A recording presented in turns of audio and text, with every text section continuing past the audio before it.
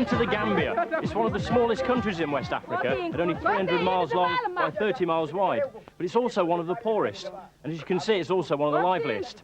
There's two main sources of income here. Firstly is this, the peanut, and secondly, tourism. The tourist has a good range of hotels to choose from, and to help you there's a star rating system. But be aware that 4-star here will not compare with the equivalent in Europe. So if you can, it's better to pay that little bit more. Our hotel was fairly basic, but it was nice and clean. There are showers in the rooms, but we had to supply our own soap. The lounge areas are fairly spacious. They all have a kitchenette with a fridge, and some of the rooms come with air conditioning. They all have a sitting out area, and some of them overlook the sea. And why one of these in your room, you may ask? Well, in the Gambia, you need to make sure you're taking your malaria tablets, because when the sun goes down, the mozzies come around. Gotcha! The Gambia has some fine long sandy beaches, and most of the hotels are on them, although in some areas the seashore can be a bit scruffy. Expect good-humoured, if persistent hawkers to spring from nowhere. They'll sell you anything from rings to restaurants.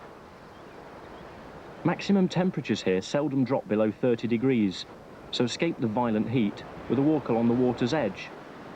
But if you like a swim in the Atlantic, it can be rough with strong currents and favours the stronger swimmer, and our hotel warned against it. Gambian history has its tragic side. This was the centre of the horrendous slave trade to the plantations in America, and in recent years it's been vividly brought to the world by this very famous book, Alex Haley's Roots.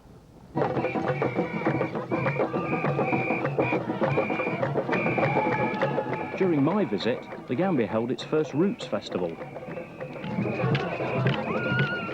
Dance troupes from around the country came for the opening ceremony in the National Stadium. The organisers hope that this celebration of Gambian culture will become an annual event, attracting cash-rich visitors from America and Europe. The importance of the festival can be measured by the attendance of the head of state, Chairman Yahya Jammeh, who's held power since a bloodless coup in 1994.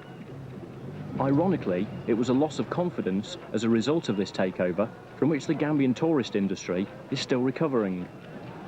Most of the stones you are seeing here... The most popular tourist excursion has always been a Roots tour.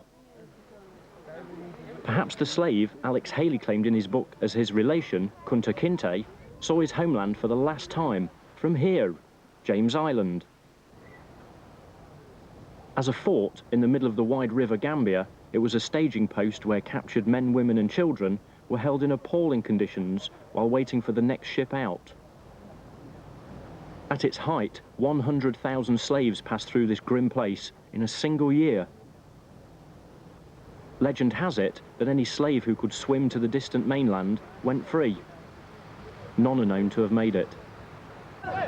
My Roots tour then took me across that short stretch of water to Jufre, where I met possibly Binta Kinte's oldest living relative, Binta Kinte. I couldn't help wondering what Binta Kinte, the slave who left in a sailing ship so unwillingly, would have made of his future family, living off the proceeds of people flying in from all round the world and meeting his alleged sixth-generation cousin. The quiet call of the dawn, broken only by the splashing of paddles as my boat is eased gently upriver. Our captains are navigators and ornithologists. Right up in the middle, 12 o'clock. In winter, Gambian bird life abounds and makes birdwatching another very popular excursion. As the searing heat of the day begins to bite and the birds find the cool shade of the mangrove swamps, we take breakfast at a lodge.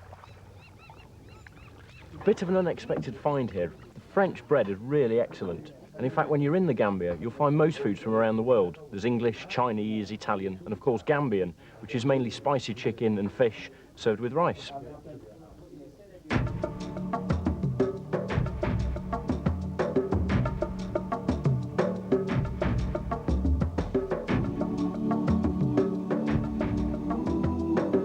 If you never leave the poolside, you'll miss out.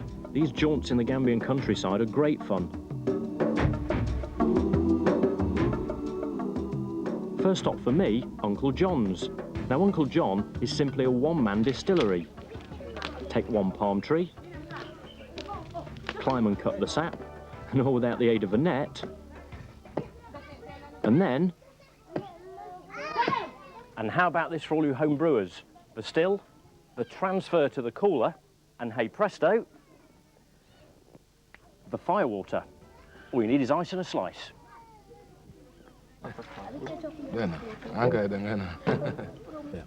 Cheers. Cheers. Whoa, it's very strong, yeah. It's something like 50–60% alcohol. Don't take too much of it. Uncle John's firewater did for the ant what it almost did for me. My mouth is anaesthetised.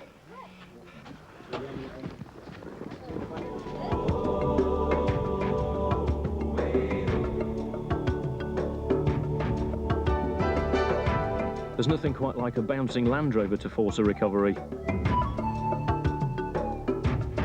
The sand on this part of the excursion doubled as a road.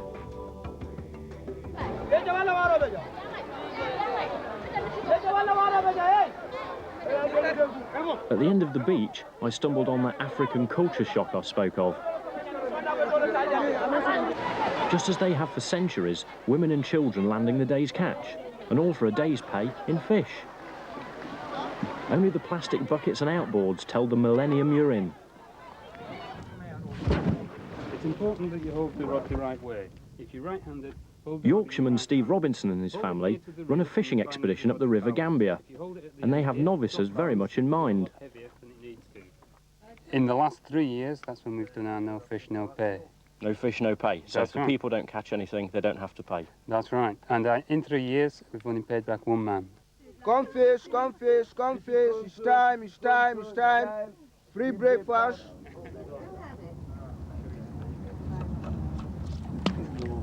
I was amazed how easily all the others seemed to be pulling them out.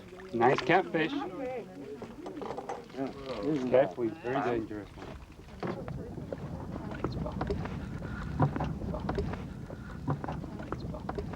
I think we may have one. I think we may have one. It could be a killer. Oh, at least it's a fish. In around 6 hours, 12 of us caught over 200 fish. And yes, we did put them back. There he goes. You needn't go on an excursion just to get around. Local taxis are green and yellow and look like terminal MOT failures. Tourist taxis are all green. Both are cheap and hotels should post rates, although first confirm the price with the driver to prevent a rip-off. A good destination to go? The capital Banjul, known as Bathurst in British colonial times. There are no gleaming skyscrapers here, but the place does have a kind of dog-eared charm, and it's not too big either. Like the rest of the Gambia, it's perfectly safe to walk around. This isn't actually part of the local pavements. Believe it or not, it's part of the local sports complex, and this is the cricket pitch. I headed straight to the main market. Its 2 sections, crafts and produce, seem to have everything, from fish to frying pans, t-shirts to wooden turtles. You would have thought that in a market like this, the smell would have been terrible, but with all the herbs and spices that are on sale, it actually smells very sweet. The craft section is where market forces are all over you, so be prepared for some hard bargaining. Most Gambians will earn under £500 a year, so making a sale, any sale, really matters. But thankfully, they're more persuasive than aggressive. No, not for me.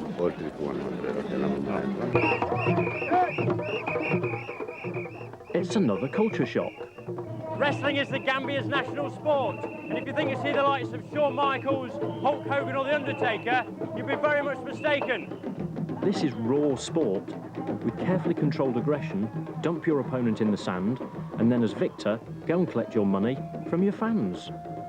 Just imagine Mike Tyson passing a hat around at Caesar's Palace, and then the punters asking for change.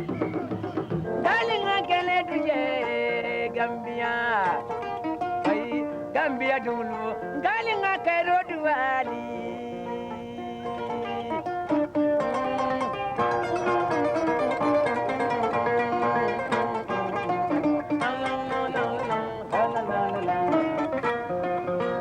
So if it's an African culture shock you're looking for, the Gambia could be the place for you, and at very affordable prices. And with its colourful towns and villages and very, very friendly people, you'll soon get to find out why they call the Gambia the Smiling Coast.